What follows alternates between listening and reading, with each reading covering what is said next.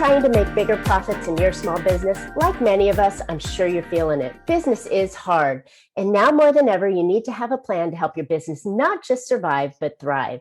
I'm Marcia. I'm a profit and business strategist on a mission. I've helped tons of small business owners to establish and implement a tangible plan that guarantees increased profitability and guides your growth. I want to share some strategies that I've earned and learned with you on today's Profit with a Plan podcast. I'm super excited to have my guest today, Richelle Wiseman. Richelle is a professional writer, book coach, editor, and ghostwriter. Trained as a journalist, she wrote for news outlets and then shifted into marketing content, ebooks, and books for business clients. She coaches clients on how to write their own book for their business, or even memoirs. For her business book clients, she has discovered that creating a great outline is crucial for writing an effective book with confidence. That is what inspired her to create an online course to help writers with this important outline foundation for their book writing process. If they prefer not to write the book themselves, she can ghostwrite it for them.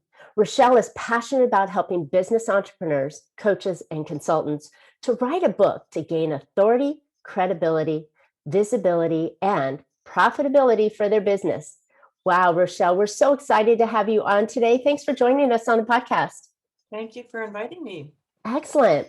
So I've written a book, and I probably should have had someone help me and clear up a few of the mistakes that had it, but I wanted to have it from my own voice and really use it as a marketing tool.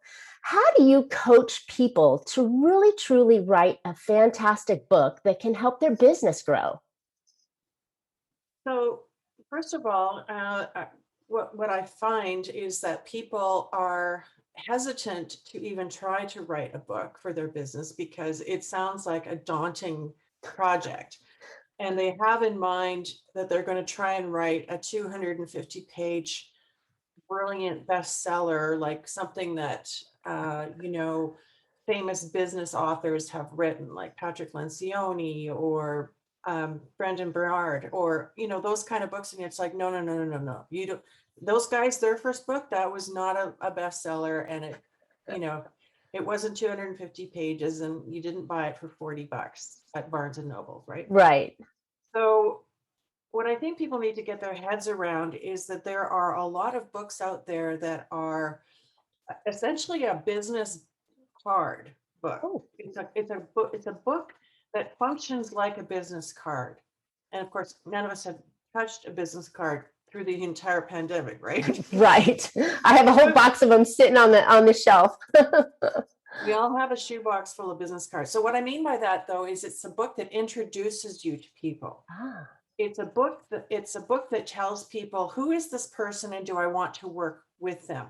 So I'm talking about a book for entrepreneurs who are consultants or coaches or public speakers, or maybe they're a consultant. Those kinds of people, and people want to know if they know, like, and trust them before they will buy their services.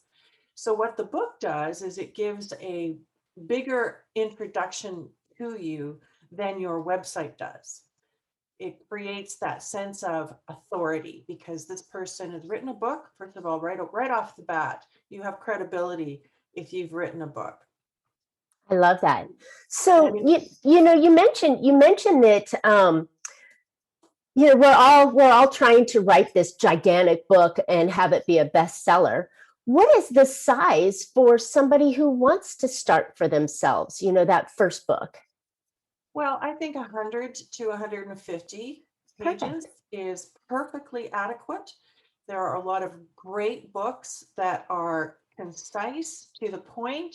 They're not full of fluff and, pages of diagrams or whatever that aren't really serving the book or the reader.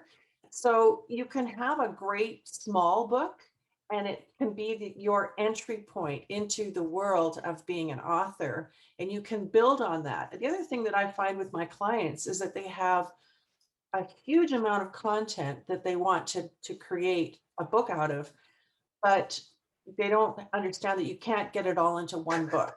Right. And actually, it's probably a better idea if you have 2 books or 3 books. and think about a series perhaps, so that you're not frustrated by trying to create this all-encompassing, comprehensive book. So what we know about the book world, but also the world in general online now, is the more specific you are, the better success you are going to experience. If you're talking to a very targeted audience, that's better than trying to be this general master of all things and appealing to everyone, which is appealing to no one. That's And that's the fantastic. same philosophy with writing a book. I think everybody, all the listeners, and you and I both can agree that you often get these business books, and some of them are really big, and it goes into detail, and it really draws it out. And we get through a portion of it and then set it back down and never come back to it. So if that book is small at the 100 to 150 pages, that's a brief read. You can sit down and read that in one or two sittings, or like I like to say, if you're on an airplane, it's an easy read, right? Right. I like Right. that. So So, the thing is, you want to make it worth the reader's time. And the only way it's worth the reader's time is if the reader is engaged and starts to see themselves in your book. that's fantastic. Yeah. Because, there are a lot of fluffy books out there that are, in my mind, useless or very long and drawn out. But yeah, you do want to capture, because time is the thing that most people have not enough of, right? So if they're going to lift up your book and read it, you want it to be engaging. What are some of the things that you could recommend to make it more engaging? So I've created an online course, and it is the course that helps writers create that outline. Mm, And what it does, the approach that I take is that the way to engage the reader is to write and create the outline, envisioning yourself as a guide. And you have a main character, and your book is a story. Now, you're not actually writing a story. You're not right. writing a novel. You're writing a Okay, good. business. Good, But because I got nervous there. yeah, no, it's not a story as in a novel, but what's happening is you are identifying the problems that your main character faces. And you, as the guide, have some solutions and tools to help that character get through their problems and address them so that they are successful in whatever the goal is that they want to achieve in their lives. And you are just the guide. So the wonderful Donald Miller, who's a marketing guru, he wrote a book called The Story Brand. And so this is based on his philosophy. And because I was in marketing, and I'm bringing my book world and the marketing world together in this idea. And that is, if you think about the story, the first episode of the Star Wars, you know, huge series of movies, the first one, we are introduced to the main character, Luke Skywalker. Luke has internal problems. He's insecure. His parents died before, he doesn't know who he is. He doesn't know if he's a Jedi. He has external problems, which is the bad guys, the Empire. He meets a guide, Obi-Wan Kenobi, who Mm, gives him the tools to deal with his inner confidence and tells him he's a Jedi, trains him to be a Jedi, teaches him how to use a lightsaber, and teaches him how to use the Force. So then what happens then is Luke has to decide, am I going to take these tools and this training and use it to accomplish the big goal of my life, which is to defeat the Empire? He has to follow the steps and the training throughout the movie that Obi-Wan Kenobi has given him in order to become the hero of his own story. So if you're a writer writing a business book, your reader is Luke Skywalker. You need to know what are the internal problems and the external problems of your reader. What are the tools that you can provide as the guide to your reader to help them overcome those obstacles and problems and become the hero of their own journey? That's how you engage a reader. And far too many business writers are making themselves the hero of the book. so important. Nobody wants to read about somebody else. They only want to read about something that they can do and they can achieve. I love that. I really didn't put the correlation together because so many business books are about some sort of framework or path or things that they teach. And like you said, it's hitting me that it's about the author and not the person that you want to engage with. So good. So good. Now it has me thinking. So I'm off to write my second book, and I'm thinking and using this model. And so if I have maybe a case study of a typical client that I work with, would that be something that I could use? Absolutely. So you're going to delve into what are the internal and the external problems of that case person in the case study, who is sort of typical of your clients. Understand what those internal problems are, the external problems, and then what are the solutions, tactics, tools, and strategies that you provide to help them get over and beyond those problems in order to succeed with the end goal. So the end goal might be, having a successful business, 7-figure business, or it's having a wealth portfolio of over 2 million, or like whatever that goal is in life that you're going to help them with. And what's going to happen is you're going to provide them with those tools, tips, strategies, and problem solving things in every single chapter of your book.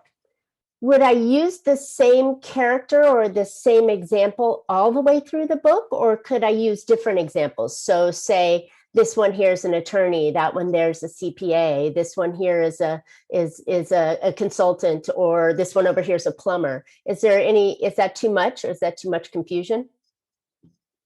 I don't know that you need to do, well, More okay, than one let me case back study, up and just use say, one, I guess. I would just use one, but make it, see, because when you distill it all down, a lot of folks have the same problems.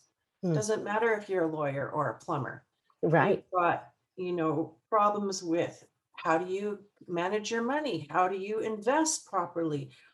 How do you successfully hire the right people? How do you grow a team? Like whatever those things are, the contexts are different, but some of those issues are similar. Fair enough. Fair enough. All right. So we've got the foundation of our book.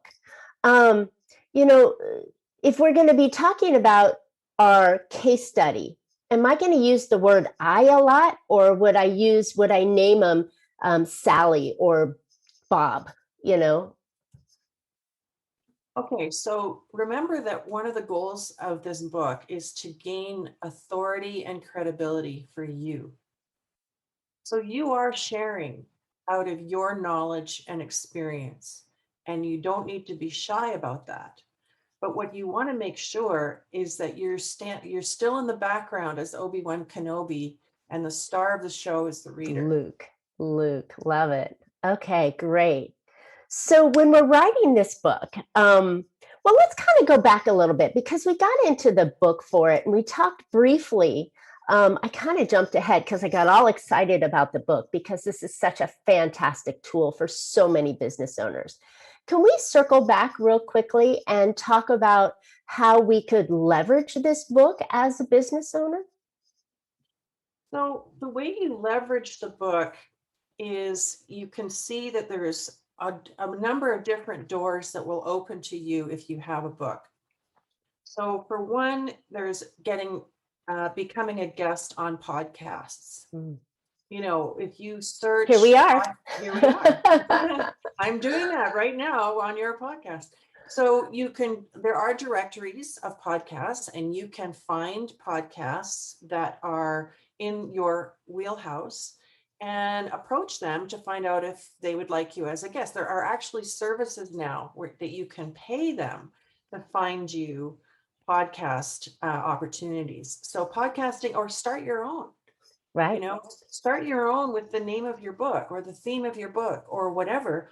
And then you get to invite the famous people of the world onto your podcast, which also gains you authority, right? I like that idea. The podcast thing can go both ways. You're the guest or you are the podcaster.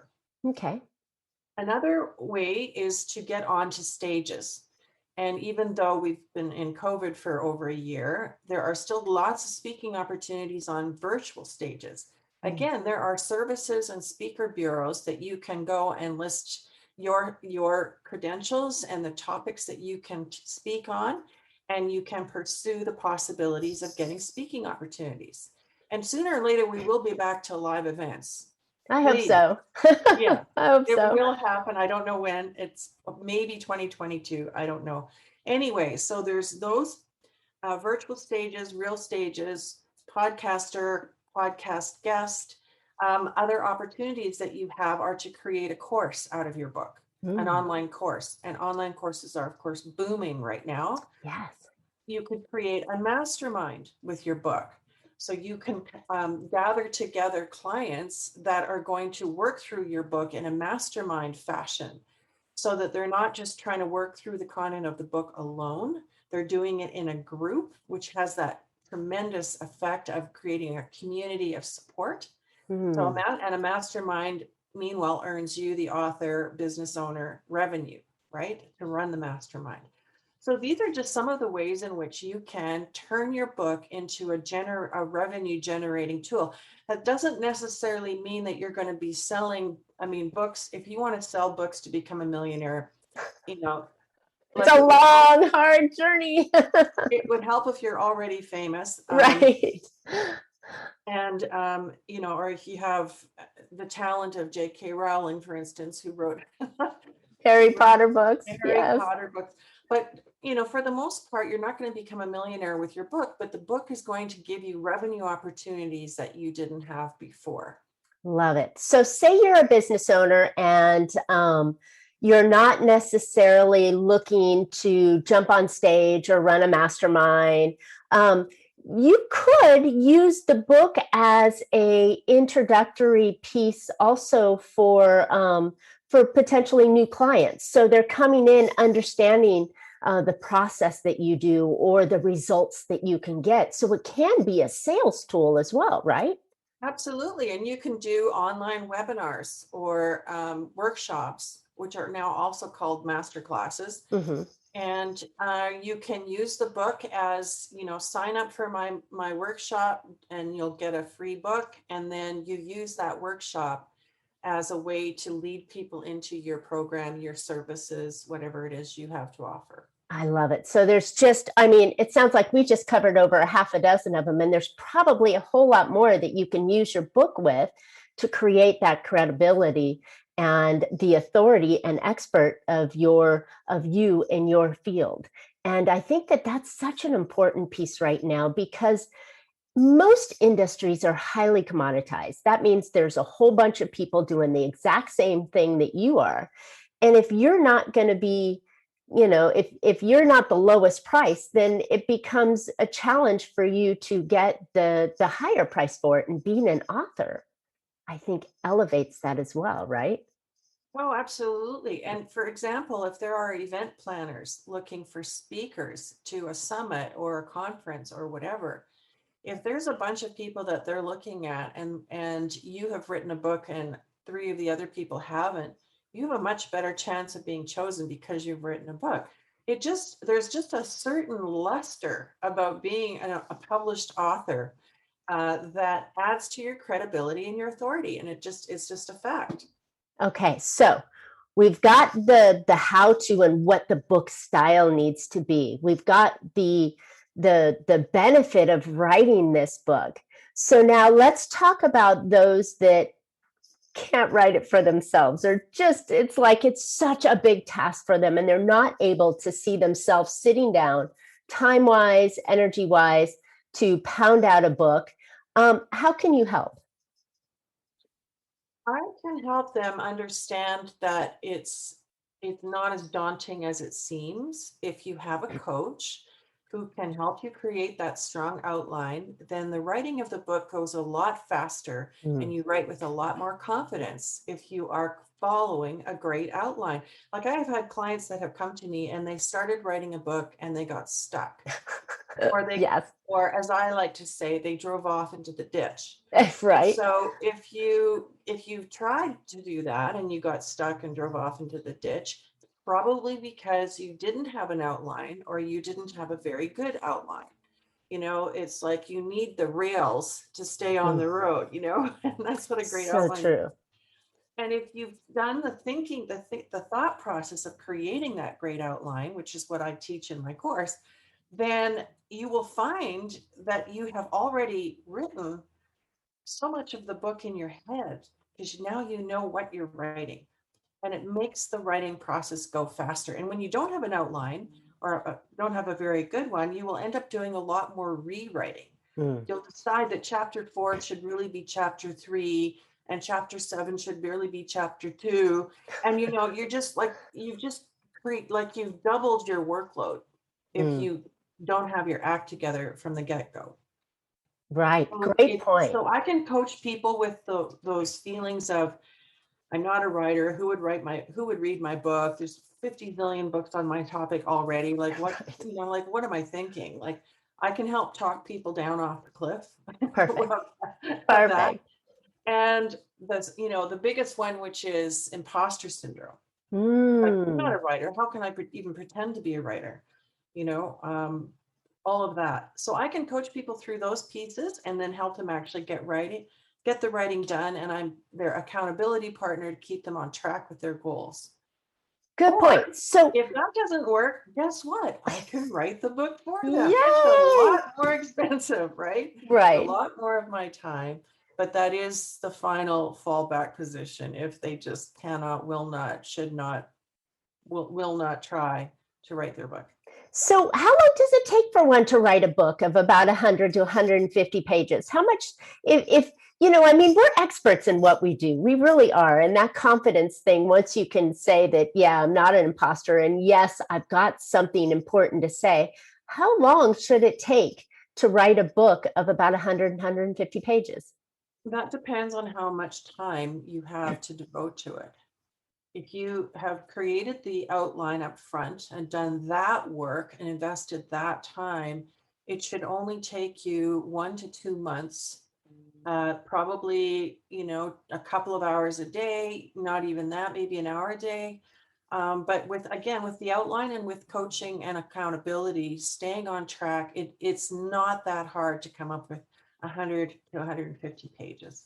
So 100 and 150 pages is, and so I'm thinking it's not going to be that fine print that you get in like a novel or something, it's going to be a little bit bigger, maybe double page or double spaced and that kind of format, right? So, your writing goes a lot farther. It does. And again, once you start understanding that in each chapter, you're going to be giving your readers something to do at the end of each chapter. That's good. You're going to come up with,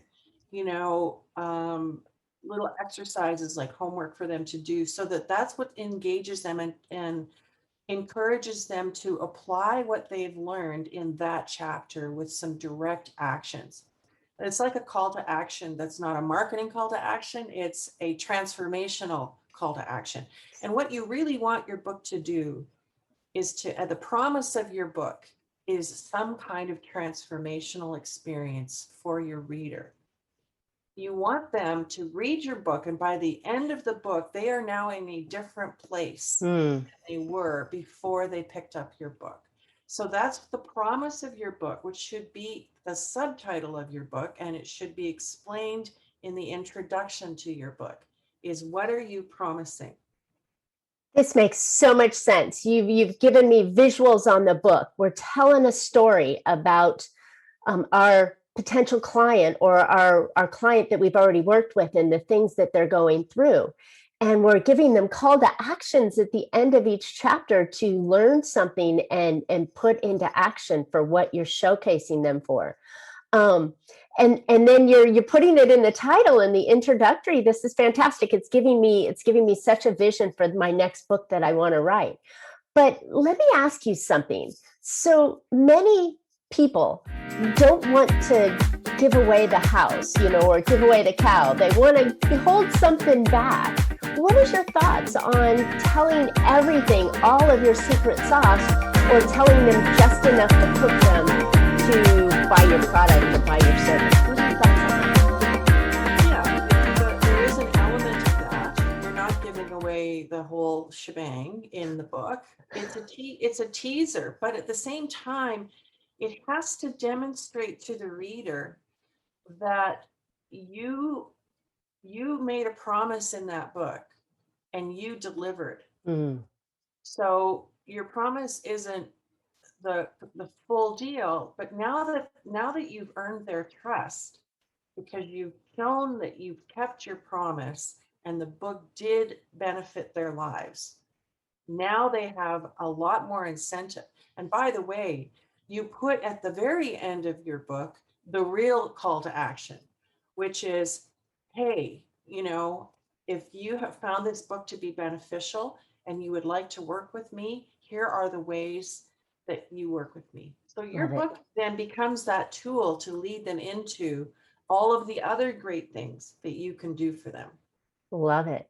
And just because you give away something that you do doesn't mean they have the capability of doing it themselves. That's one of my philosophies. You can give away quite a bit. But I think this goes back to your idea of having multiple books. In the first book, you're not giving away the whole thing, but you're giving away maybe the first portion of it, or the step one of a 3 or 4 course process that will help you achieve the final goal. Maybe it's the first step, right? That you're putting in. So there'll always be opportunities for them to do this foundational step so they can be more ready and willing to work with you, and they'll have a head start, or at least understand your philosophies going in. I like it. Well, and see, here's the thing. People can learn and have their minds changed, or their ideas about themselves, about life, about their business altered to some extent through the reading of a book. I mean, a book can be a very powerful catalyst for change in a person's life. But most of us find that the most intense and effective learning experiences we have are when we have a mentor, Right. a coach, Right. somebody who's holding us accountable, who inspires us, who helps us pick ourselves up off the floor when we fail. And that's the relationship that you're building in the book. You're cultivating that relationship so that when Luke comes back to Obi-Wan Kenobi, near the end of the book, he still needs Obi-Wan Kenobi's help. He needs that encouragement. He needs a little shot in the arm. And so you're providing a relationship of them getting to know, like, and trust you so that they will continue to work with you. Fantastic. This has been a great conversation, Richelle. It really gives me the clarity on the purpose for a good business tool, business book as a tool. And I think that hopefully you've encouraged a bunch of listeners to say, yeah, I think I could do that, and especially with someone's help or framework and steps that they need to take. Richelle, where can listeners find out more about you? You can go to my website, which is richellewiseman.com. And I'm also providing a free gift today. And I think you're going to be putting the URL for that. Yes. And it's richellewiseman.com/VIP-gift. And that is a book that I created, which is called Write a Book to Grow Your Business. It's just a little PDF, but it gives you some of the ideas that I covered here today and a few more. Fantastic. So helpful. And I know this is what many people need, even experienced people. And I am not even experienced in writing a book. I got one out, but I didn't say it was good. But it's a nice tool that will help people get that momentum going so they can get that book out there and lift up their credibility and their expert status even more so. So this is awesome. Thank you. Thanks again for having me as your guest. You bet. So thanks, listeners. I hope you found an idea or two that you can put into your business to help your business become more profitable. And we know that book writing will help that. So consider what's happening to businesses over the past year, and now even more than ever, it's important to create your own profit plan so that you too can have a thriving business. To further help my listeners, I put together 6 tips that will help you improve your profitability right now. So go pick those up at my website at trajectorybiz.com. That's TRJECTORYBIZ.com. And Richelle and I would love to hear your questions and give us some feedback, or hey, I'd even love some ideas for future shows. So please subscribe and comment on today's podcast. And as always, you can catch Profit with a Plan on any of your favorite podcast players. And we're looking forward to more great profitable information on next week's show. So until then, make your plans and profit with them. Thanks, Richelle. Thanks, Marcia. Bye-bye.